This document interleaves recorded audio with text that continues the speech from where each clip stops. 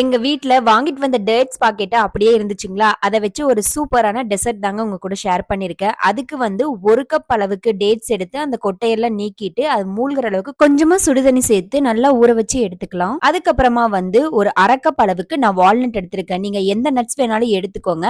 அதையும் சேர்த்து நல்லா அரைச்சு எடுத்துக்கிட்டு, அது கூட வந்து ஒரு 1 1/2 டேபிள் ஸ்பூன் அளவுக்கு கொக்கோ பவுடர் சேர்த்திருக்கேங்க.